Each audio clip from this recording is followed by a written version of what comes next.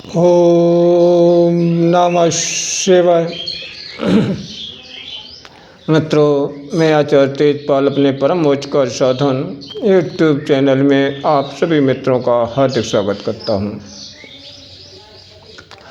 मित्रों, आज की चर्चा का विषय होगा कि हनुमान जी ने 5 मुख धारण कब किए, क्यों किए, 5 मुख धारण करने का प्रयोजन क्या था। इन सभी बिंदुओं पर आपको हम इस वीडियो में बताऊंगा। यदि वीडियो पसंद आ जाए तो लाइक अवश्य करना और चैनल को सब्सक्राइब करके बेल बटन दबा करके उसे ऑल पर सेट कर लेना, ताकि आने वाली हर वीडियो की नोटिफिकेशन सबसे पहले आपको प्राप्त हो। तो मित्रों, कमेंट बॉक्स में जय हनुमान जय श्री राम जरूर लिखकर हनुमान भक्तों की सूची में अपना नाम जरूर लिखाएं। अब आते हैं चर्चा पर। मित्रों, ये कथा बहुत ही संक्षेप में बताऊंगा, आप हमारे साथ वीडियो में बने रहिए। मित्रों, भगवान की कथा को अधूरा छोड़ देने पर श्रवणकर्ता को पाप का भागीदार होना पड़ता है, इसलिए वीडियो को पूरा देखें। अब वीडियो शुरू करता हूँ। मित्रों, सूर्यवंश में राजा सुरथ ने यज्ञ का अनुष्ठान किया, जिसको पूरा कराने के लिए भगवान राम से सहायता मांगी। राम ने सहर्ष स्वीकार कर लिया। दैववश शनिचर के प्रकोप से राजा सुरथ ने वशिष्ठ ऋषि का अपमान कर दिया। इससे कुपित होकर वशिष्ठ ने राम से राजा सुरथ का सूर्योदय से पहले उनका कटा हुआ शीश मांगा।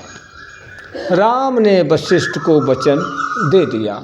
मित्रों, अब विचार करो, भगवान राम राजा सुरथ को भी वचन दिया कि यज्ञ पूर्ण कराऊंगा और वशिष्ठ को भी वचन दिया कि उसका शीश काट कर लाऊंगा। भगवान राम दोनों वचनों को निभाएंगे। मित्रों, इधर नारद जी ने राजा सुरथ की रानी को सारा हाल बता दिया और कहा कि तुम अपने पति को अंजना की शरण में भेज दो।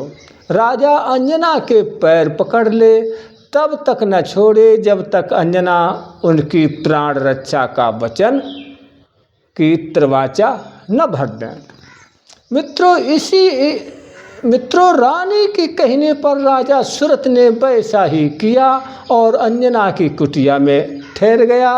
इधर राम का आदेश पाकर हनुमान जी और लक्ष्मण उसे मारने के लिए सारा भूमंडल छान मारा, लेकिन राजा सुरथ कहीं नहीं मिला। लेकिन अंजना की कुटिया में नहीं गए, क्योंकि वहाँ कोई पुरुष नहीं रह सकता। अंजना अकेली रहती थी, इसलिए अंजना की कुटिया में नहीं गए।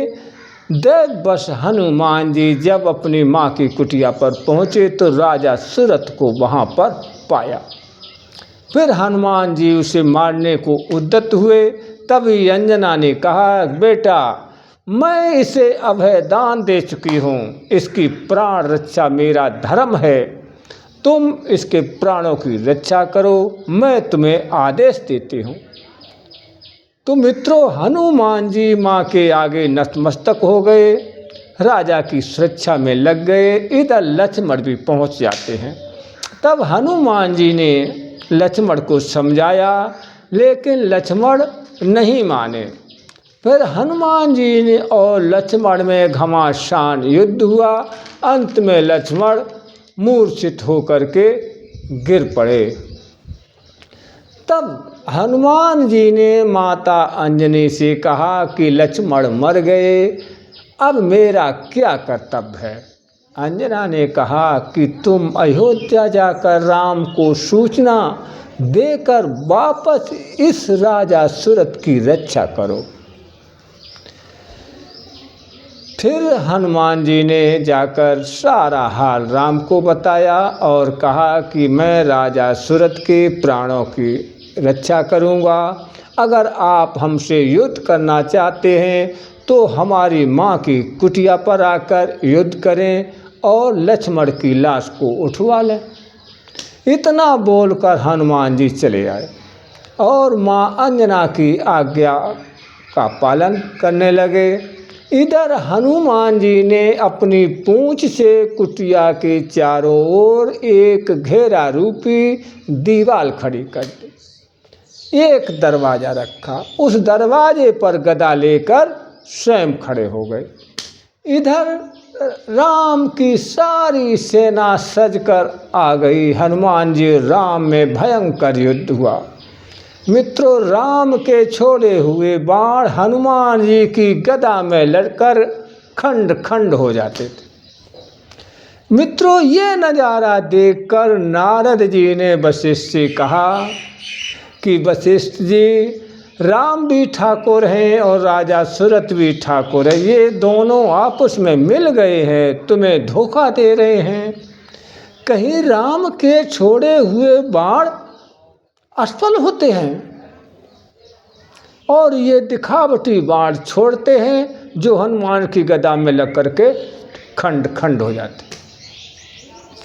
तो वशिष्ठ ने कहा कि फिर मैं क्या करूं?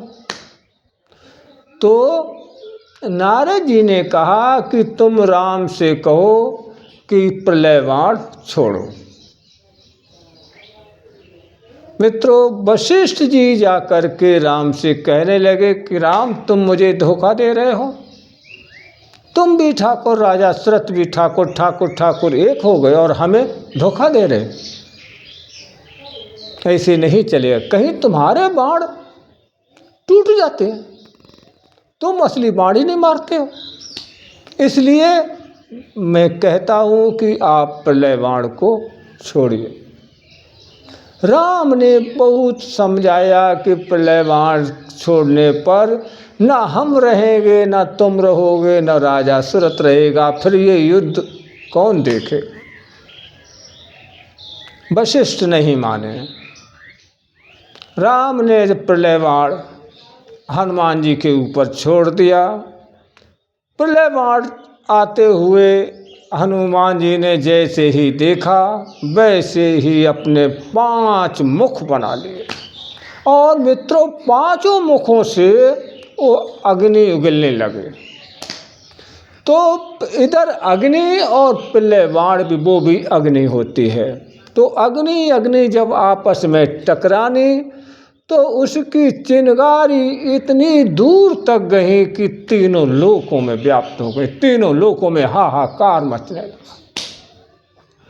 तब सभी देवता आकर के वशिष्ठ के पास शरण में आए और वशिष्ठ कहा कि ऋषिवर, राम से कहिए कि ये प्रलय बाण वापस ले लें, ये तीनों लोक नष्ट हुए जा रहे हैं।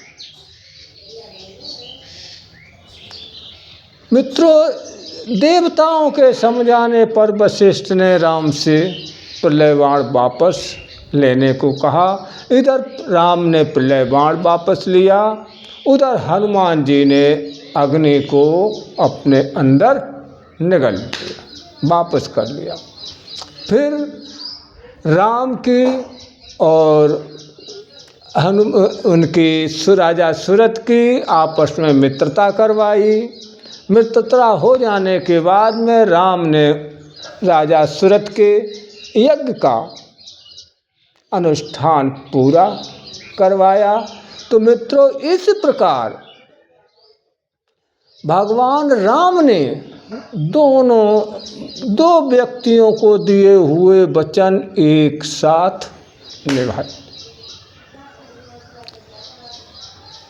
तो मित्रों, और अब आज का बस इतना ही। तो अब हम चलते हैं, मिलेंगे अगले वीडियो में नई जानकारी के साथ। तब तक के लिए जय श्री राम, जय हनुमान, जय माँ आदिशक्ति। ओम नमः शिवाय।